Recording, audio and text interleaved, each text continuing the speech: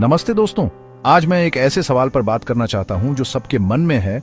क्या मानवता सचमुच विनाश के कगार पर है? आइए इसके संकेतों को देखें और समझने की कोशिश करें। सामाजिक पतन की अवधारणा सदियों से हमें मोहित और भयभीत करती रही है। ये सोच कि हमारी सभ्यताएं, हमारे समाज और हमारे जीवन जीने का तरीका ध्वस्त हो सकता है, बेहद भयावह है। लेकिन यह एक ऐसा विषय है जो आज पहले से कहीं अधिक प्रासंगिक है। जैसे जैसे हम 21वीं सदी की चुनौतियों से जूझ रहे हैं, यह खुद से पूछना जरूरी है, क्या हम पतन के कगार पर हैं? जलवायु परिवर्तन शायद हमारे समय का सबसे गंभीर मुद्दा है।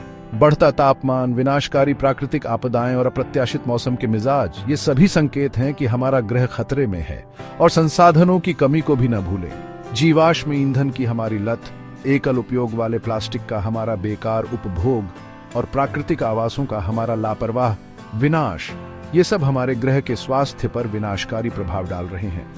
फिर राजनीतिक अस्थिरता है, राष्ट्रवाद का उदय, हमारे संस्थानों में विश्वास का क्षरण और बढ़ती हुई धन की खाई, ये सब बेचैनी और अनिश्चितता की भावना पैदा कर रहे हैं। और महामारियों, साइबर हमलों और परमाणु युद्ध के खतरों को भी न भूलें।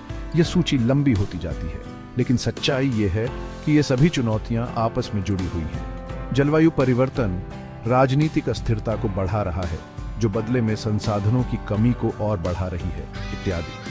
यह एक दुष्चक्र है जो नियंत्रण से बाहर हो रहा है। वर्ल्ड वाइल्ड लाइफ फंड के अनुसार 1970 के दशक से अब तक हम दुनिया की 60% जैव विविधता खो चुके हैं। पेंटागन ने चेतावनी दी है कि जलवायु परिवर्तन राष्ट्रीय सुरक्षा के लिए एक बड़ा खतरा है। और विश्व स्वास्थ्य संगठन ने कहा है कि दुनिया भर में 8 में से 1 मौत के लिए वायु प्रदूषण जिम्मेदार है। उदाहरण के लिए केप टाउन शहर को भी लें, जो कुछ साल पहले पानी की कमी के बेहद करीब पहुंच गया था। शहर के निवासियों को पानी के सख्त प्रतिबंधों के साथ रहने के लिए मजबूर होना पड़ा। और डे जीरो, जिस दिन नल सूख जाएंगे की वास्तविक संभावना मंडरा रही थी।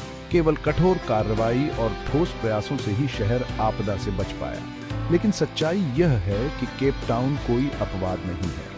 दुनिया भर के शहर और कस्बे सूखे से लेकर लू और विनाशकारी तूफान जैसी समान चुनौतियों का सामना कर रहे हैं। लेकिन तमाम निराशा और उदासी के बीच आशा की एक किरण है। वही अंतरराष्ट्रीय सहयोग और सामूहिक कार्रवाई जिसने केप टाउन को बचाया, हमारे ग्रह को बचाने की कुंजी हो सकती है।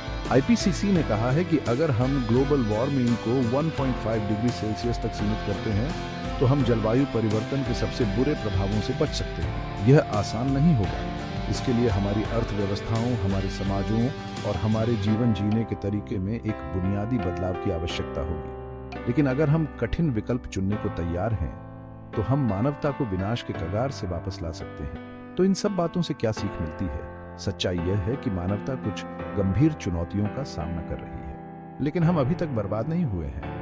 कुंजी है जागरूकता, शिक्षा और कार्रवाई।